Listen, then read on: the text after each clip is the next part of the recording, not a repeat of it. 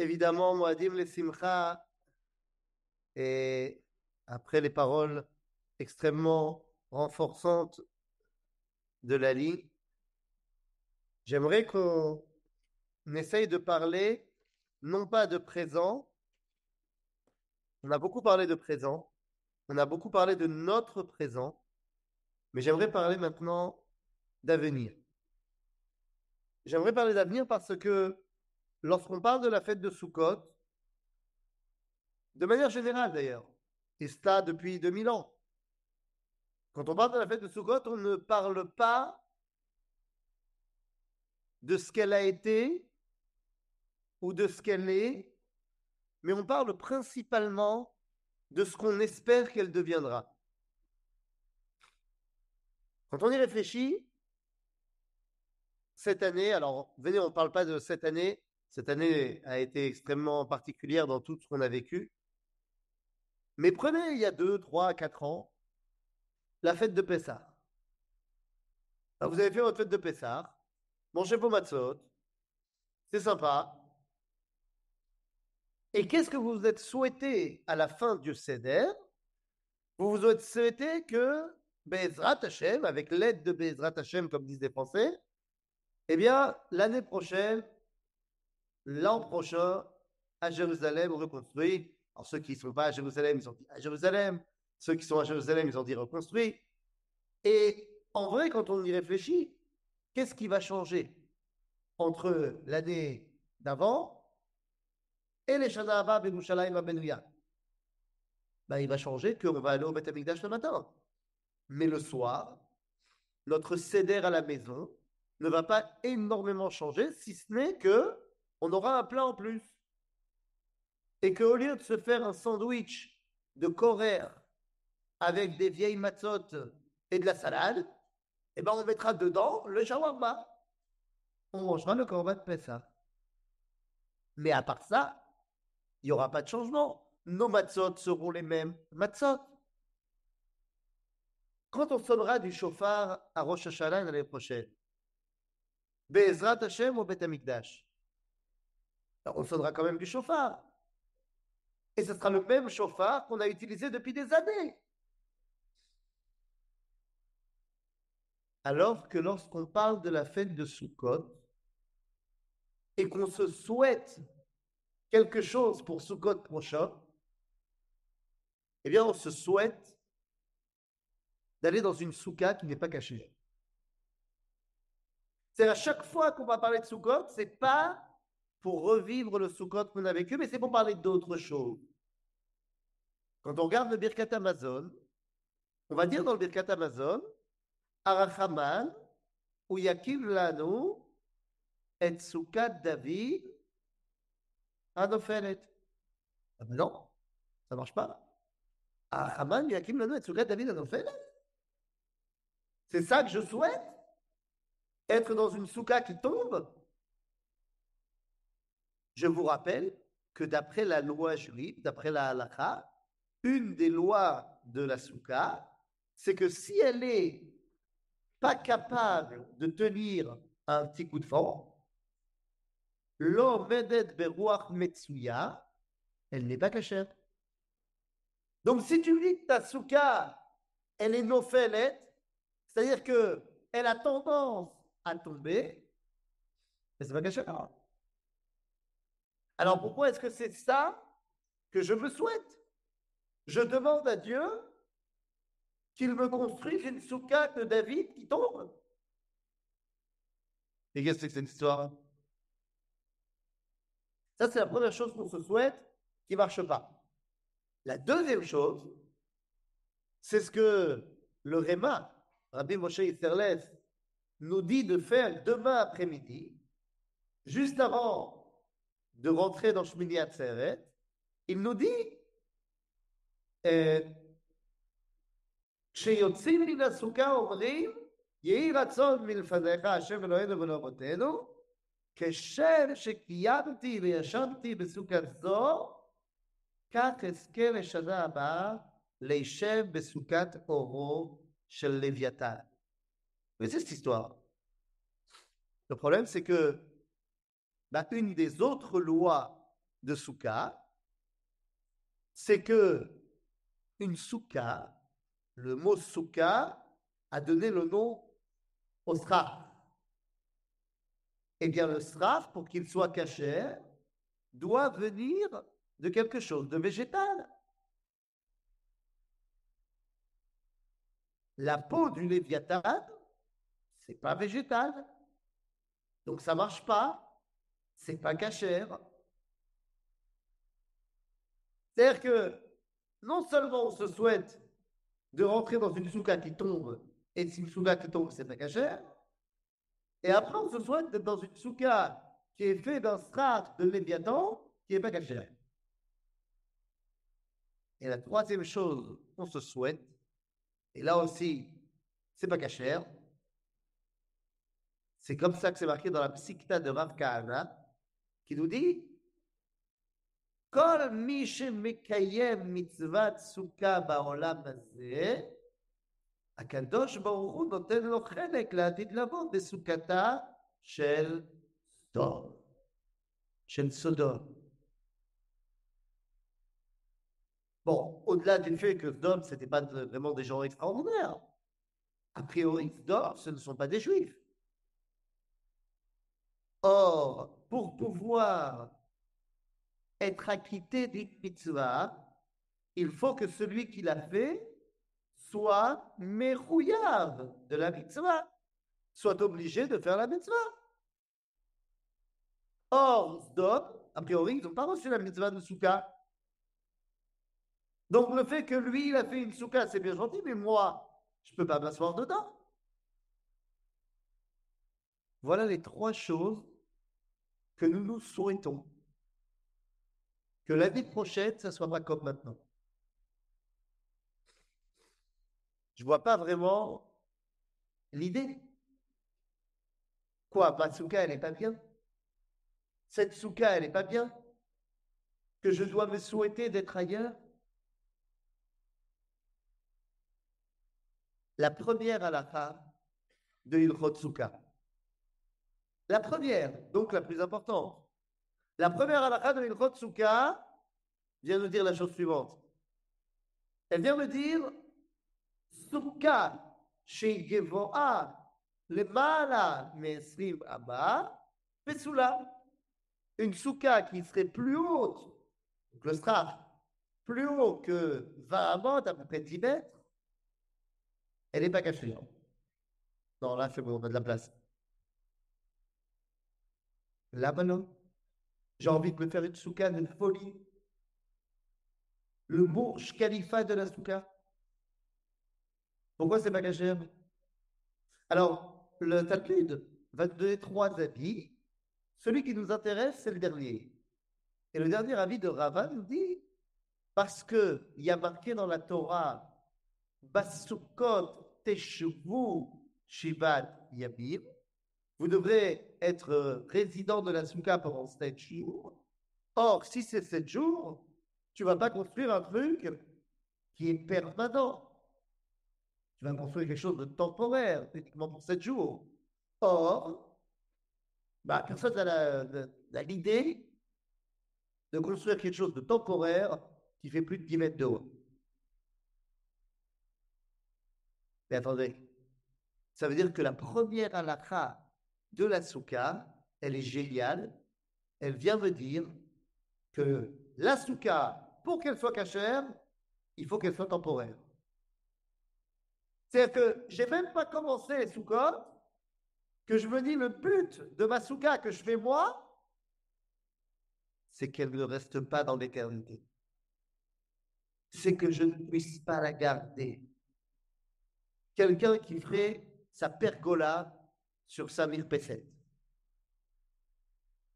Pergola en bois, frappe la tête, ça. Mais qu'est-ce qui se passe si jamais il a laissé sa pergola toute l'année et qu'arrive sous côte? Ben, ça se calme quelque chose. Pourquoi? Parce qu'elle a tenu. Une souka, pour qu'elle soit cachée, il faut qu'elle soit temporaire. Alors après, vous allez nous expliquer que c'est pour faire référence à la temporalité de ce monde, que ce monde n'est pas l'éternité, pas encore. D'accord, d'accord, d'accord, mais ça veut dire quoi? Ça veut dire que la façon dont je fais Sukkot aujourd'hui n'est pas l'idéal. Et ça, c'est quelque chose qu'on ne retrouve pas dans les autres fêtes.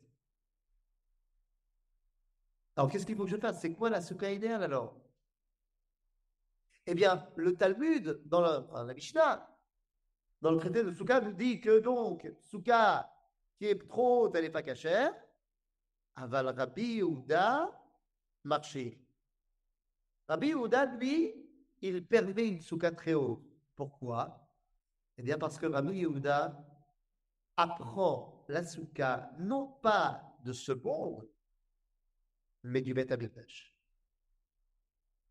Alors, le Talmud va nous expliquer là-bas qu'en fait, ça fait référence à quoi? Eh bien, ça fait référence au fait que l'entrée du Ben Amikdash était plus haute que 20 amot, donc ma souka devait être plus haute. De là, tu apprends que Rabbi Yehuda voit la souka comme étant la bande-annonce du Ben Amikdash.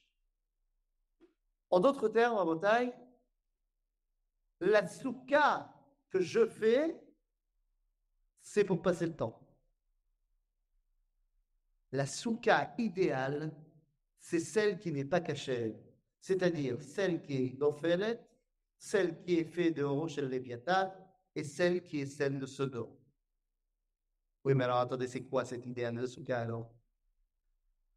Les amis, Mazé Soukat David Adnophélet.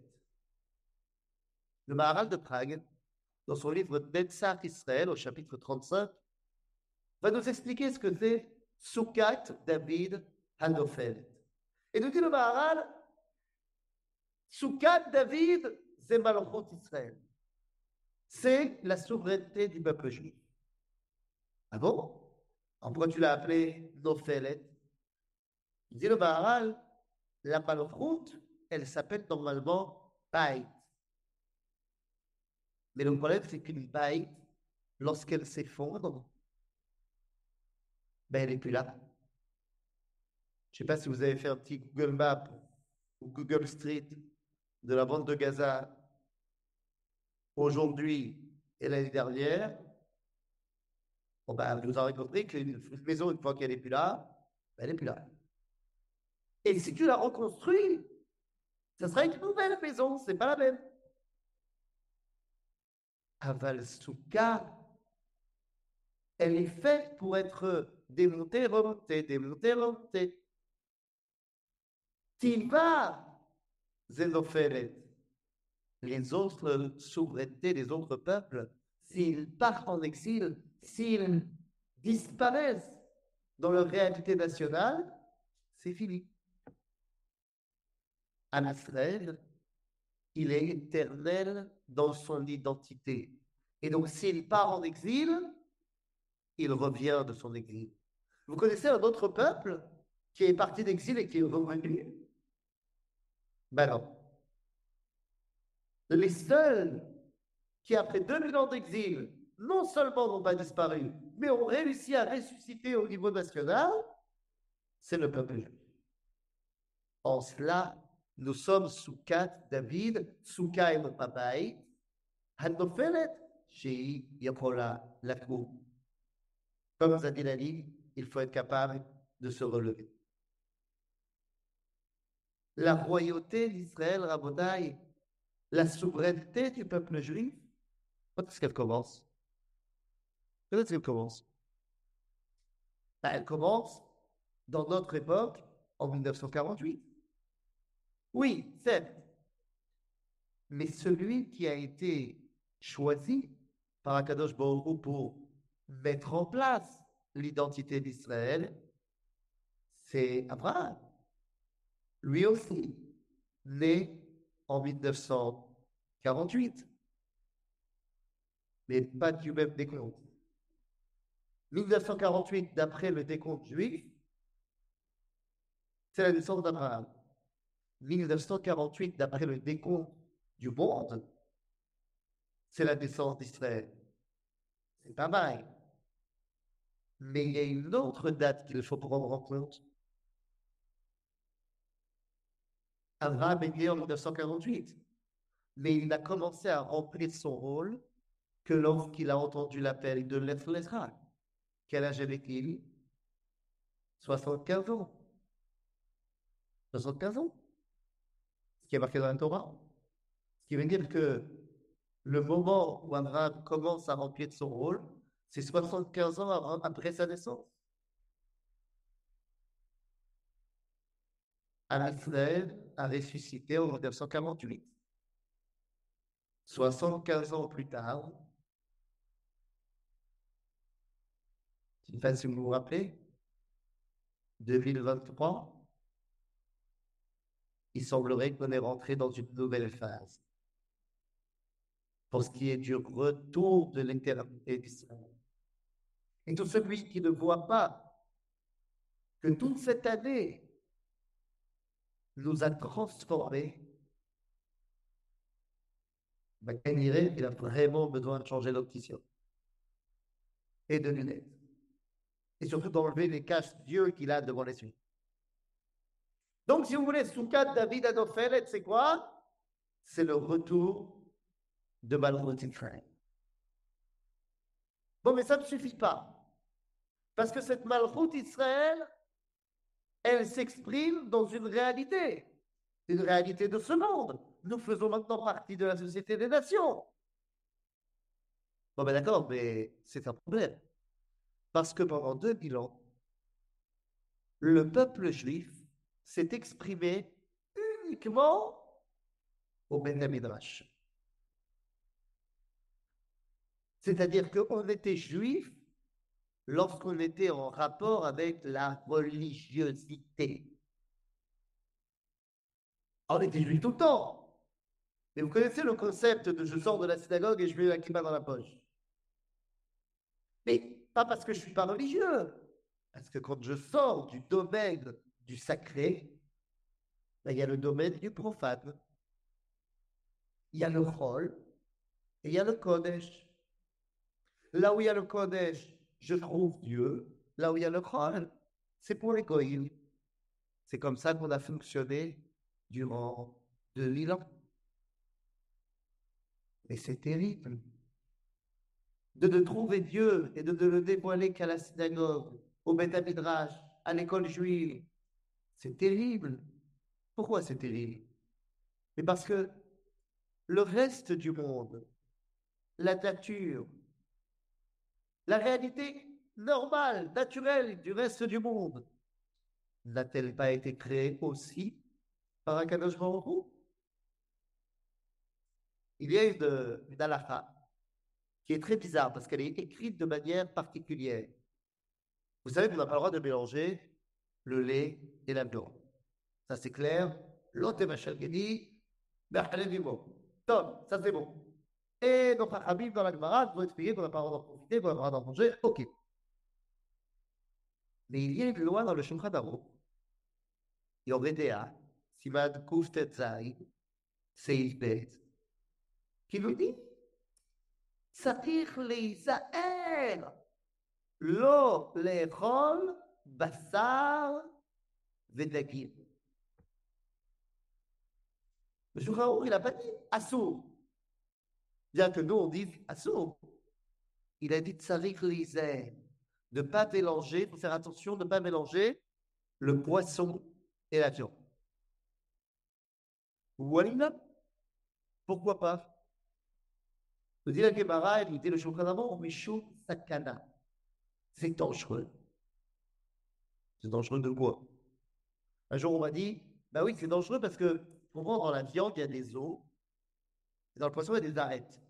Mais comme les os, tu les vois mieux que les arêtes, si tu mets dans la même assiette, tu feras attention aux os, mais tu ne feras pas attention aux arêtes. J'ai répondu, tu n'as qu'à faire du gefilte fish, il n'y a plus d'arêtes. La personne m'a répondu, mais j'ai envie de kiffer mon repas. Bon, c'est quoi cette sakana? Les amis, la sakana est la suivante. Ce n'est pas une question de sakana, de dangereux au niveau de ma santé. C'est bien plus profond que ça. La deuxième soukha dans laquelle je me souhaite d'arriver, c'est la soukha de la peau du Léviathan. Et là, nous devons nous plonger dans l'enseignement de la Kabbalah, dans l'enseignement du Midrash Tanakuma, qui nous explique que viendra un temps où le Kodesh Aragil, c'est comme ça qu'appelle le Rav Kook, les religieux rentreront en guerre avec ceux qui ont décidé de retourner à la nature, ce qu'on appelle aujourd'hui le monde laïque. Une guerre terrible entre le monde religieux et le monde laïque. Mais nous dit le Rav Kook, le monde religieux croit qu'il va gagner parce qu'il a la Torah, mais il a oublié que la nature a été créée par Dieu, donc il va perdre. Le monde laïque pense qu'il va gagner parce qu'il s'inscrit dans la normalité du monde. Mais il a oublié que ce qui lui a donné sa consistance, c'est la Torah. Donc il va perdre aussi. Alors qui c'est qui va gagner? Eh bien, nous dit le Midrash que ceux qui représentent le monde religieux, c'est le shor à part, le taureau sauvage. Et ceux qui représentent la sainteté de la nature qui est cachée dans les profondeurs, eh bien, c'est le Léviathan qui est caché dans les profondeurs. Et nous dit le Midrash que dans ce combat, on va mettre en place un grand stade et ne seront invités que les tzadikim amitim, les vrais tzadikim, donc nos milouïs, nos soldats. Il n'y a pas de meilleurs tzadikim qu'eux. Et concrètement, on a vu cette année qu'on a tout simplement vu héberger des tzadikim d'une autre trempe, d'une autre force, qui n'a rien à voir. Rav Shmuel Eliyahu me raconte que tous les jours, il est dans des autres bases et il nous a dit que à chaque fois, les soldats lui demandent de le bénir. Alors il le fait. Mais après, il demande à chaque soldat que lui, le soldat, le bénisse. Parce qu'il n'y a pas plus grand que eux. La question qui lui a été posée il y a 2 jours était de savoir est-ce que les soldats, vous savez que les soldats d'Israël aujourd'hui, ils ont pratiquement tous, pour ne pas dire tous, dans leur pactage, dans leur uniforme, Arbat Amini, ils ont tous lavé étoile. Et quelqu'un a demandé est-ce que j'ai le droit de faire la bracha sur le lavé de étoile? Puisque en tant que soldat, je suis pas tout, je suis dispensé. Mais j'ai envie de faire quand même. Et le Rav Shmuel Eliyahu a répondu le fait que tu poses la question fait déjà de toi quelqu'un qui est tellement plus haut que eux. À Srabotai, les tzadikim abitim, ils seront dans les tribunes et ils vont voir le combat entre le taureau sauvage et le Léviathan. Et le Midrash nous raconte que la fin du film, c'est que le taureau va encorner le Léviathan et au même moment, le Léviathan avec sa nageoire va shriter le taureau et les deux vont tomber right mort. Et à ce moment-là, les tzadikim abitim vont descendre des tribunes et vont se faire un repas carpaccio sushi, la béhagli. Attendez, ça veut dire qu'ils vont mélanger la viande et le poisson. La rôde, ça sera le moment. Et c'est pour ça qu'on nous a dit, c'est sakana de manger ça avant. Avant que tu aies réussi à faire l'union du Kodesh et de la nature. En fait, du Kodesh Ragil, de la Torah et les mitzvot, et de la sainteté qu'il y a dans le monde. C'est la deuxième soukha dont on se souhaite de pouvoir y aller. Et la troisième soukha, après avoir parlé de la souveraineté d'Israël et de la sainteté du monde, il y a la soukha de Sodome. Bon, c'est quoi ce soir? Eh bien, la soukha de Sodome, les amis, c'est tout simplement l'espoir messianique, l'espoir du Mashiach. Ben oui, il n'y a rien de nouveau dans ce que je vous dis. Le Mashiach, il vient de Sodome. Évidemment, je vous sens déconcerté, je vais donc prendre un chlouk. Bon, quand vous avez un problème, je suis encore à la maison. Et ça va mieux? Ben oui, à Sodome, tout le monde a été détruit, sauf Lot, avec ses deux filles. La première a été avec papa, elles ont eu un fils qui s'appelle Moab. De ce Moab va descendre Eglon. De Eglon, il va avoir un fils qui s'appelle Ruth. Ruth va se marier avec Boaz. Il va avoir un fils qui s'appelle Obed. Ensuite Ishaï. Et ensuite David. Si bien que le Talmud, enfin le Talmud, le Midrash, va nous dire dans Bereshit Rabbah, à propos du verset de Téli, Matsati David Avdi, Beshevet Konchi Shecharti, parce que j'ai trouvé David. Donc vous me dites, bah non, mais si tu l'as trouvé, tu l'as cherché, il était où? Matsati Oto, Bisdom. Alors c'était quoi l'idéal messianique de Sodome? Lot décide de partir là-bas. Mais pourquoi? Comment nous est présenté Sodome avant la destruction? Eh bien, la Torah nous dit qu'elle est Kegad Hashem, le jardin de Dieu. Extraordinaire. Le jardin de Dieu, le Gan Eden. Il y a là-bas un idéal d'éternité. Un idéal que nous, on appelle dans le judaïsme Mashiach. Eux, ils en ont fait n'importe quoi. Et l'étincelle, la source, le noyau est là-bas. Et donc, de là-bas, il va devenir David. De David, il va devenir Shlomo, il va devenir le Mashiach. En d'autres termes, les trois sous-corps dans lesquels je me souhaite de pouvoir aller, c'est en réalité la reconstruction du peuple juif, une souveraineté retrouvée, et donc une capacité de dévoiler la Kedusha qu'il y a dans le reste du monde pour amener un monde à son idéal avec celui qui dévoile Dieu dans le Mashiach Mikkel. Voilà l'idéal de Sukkot. Et c'est pour ça que Rabbi Yehuda nous avait dit, moi j'apprends la Soukha du Beth Amikdash. Parce que c'est quoi dans ce monde qui réunit ces trois piliers, à savoir Méler, dévoilement divin et influence dans le monde entier, eh bien ça s'appelle le Beth Amikdash. Ainsi, eh bien, nous dira le livre de Tehillim, Vaï Beshalem Sukkot ou Beonato Betzion. L'idéal de la soukha de Dieu, c'est bel et bien le Beth Amikdash. Bien les amis, juste avant de laisser la parole à Moreno Berabeno, eh bien, je voudrais simplement vous rappeler une chose.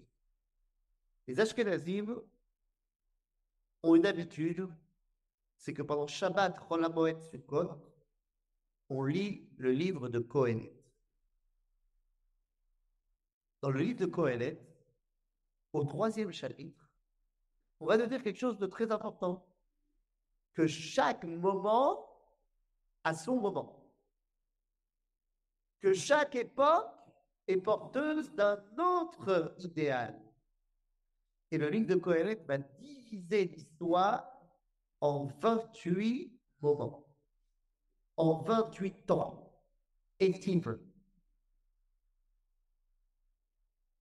Eh bien, comme vous le savez, nous n'avons pas le droit de calculer, de faire des calculs pour trouver la date du Mashiach, de la Géoula. On n'a pas le droit de faire des calculs. Et tous les rabbins qui ont dit qu'on n'avait pas le droit de faire des calculs, ont fait des calculs. Et ils sont tous plantés. Donc, il est très probable que ce que je vous dise maintenant va être complètement faux. Mais il est intéressant de voir que si on prend l'histoire, les 6000 ans de l'histoire dans lesquels l'homme doit s'exprimer dans le septième jour, et qu'on les divise par 28, on obtient 214,3. J'ai arrondi. Et si je commence à faire la répartition de chacune des 28 époques à raison de 214,3 ans à chaque fois, ben je trouve de manière assez étonnante que l'avant-dernière époque, qui s'appelle Et Milchama, commence en 1810,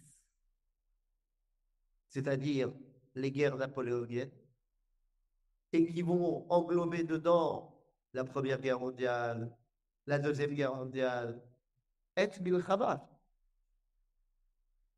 Et le dernier temps, qui s'appelle Et Shalom, et Shalom Zebet Amikdash, et bien de manière assez surprenante, commence en Tamshi Pei en 2025 d'après ce calcul. Je ne sais pas ce que ça veut dire, mais il est évident que nous sommes passés dans une nouvelle étape. C'est évident, celui qui ne le voit pas cette année, il n'a rien vu. Cette année, nous avons, comment dire, on a été métamorphosés. Évidemment que le monde est passé dans une nouvelle étape. Alors quoi? Est-ce que ça veut dire que sous code prochain, sous code 2025, on ne passe pas à la mairie, mais on le passe au Beth Amikdash? Ah, vous êtes comme ça. Amen. Comme des bons Français. Amen. Mais vous y croyez moyen. Je peux le comprendre, ça fait tellement longtemps qu'on attend. Et dans notre idée, on se dit qu'en vrai, c'est pas tellement faisable. Non, c'est Bezrat Hashem, Bezrat Hashem. Seulement rappelez-vous du clé. Si l'année nous a dit de nous rappeler de 6h24 à Sipra Torah, moi je vous demanderais de vous rappeler de mon intervention ou de celle du Rafti l'année dernière, à Oshana Rabbah, ici. Si au moment où on avait parlé, on ne savait pas ce qui allait se passer le lendemain, si quelqu'un était venu nous demander, dis-moi, qu'est-ce qu'on pense?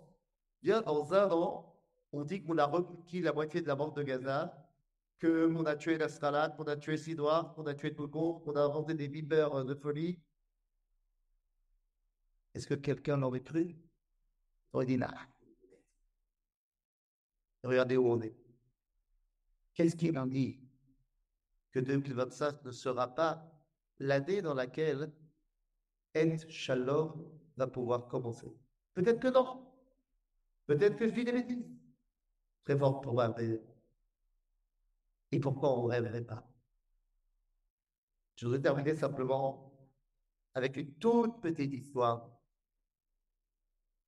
Celui qui était, à mes yeux, c'est très subjectif, hein, mais à mes yeux, le plus grand Tunisien de l'histoire, c'était pour moi le Rav Meir Yehuda Getz.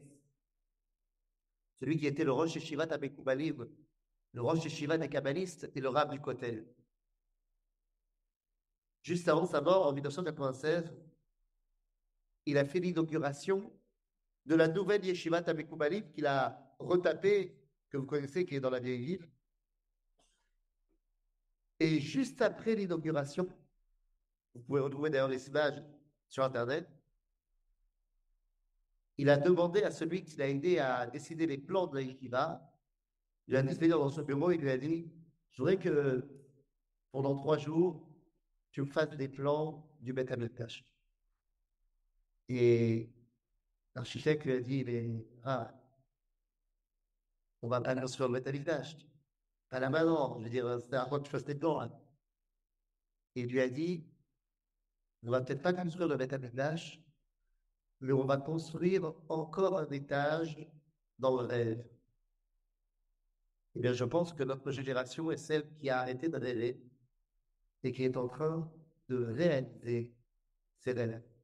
lorsque nous disons dans le Birkat Amazon, lorsque nous allons dire Shema, fais en sorte que Malchut Israël revienne, eh bien ça, on peut dire, c'est bon, c'est fait. Quand on dit, fais en sorte que je puisse m'installer dans la soukha et l'Eviata, eh bien, il est très probable que cette soukha qui s'appelle Meonato Betzion, qui s'appelle le Beth Amikdash, eh bien, ne soit pas seulement du domaine du rêve, mais soit du domaine de ce que nous pouvons reconstruire. C'est entre nos mains. Et comme disait l'autre avec la barbe, Il Tiritsu, si vous le voulez, ça ne sera pas un rêve. Todar.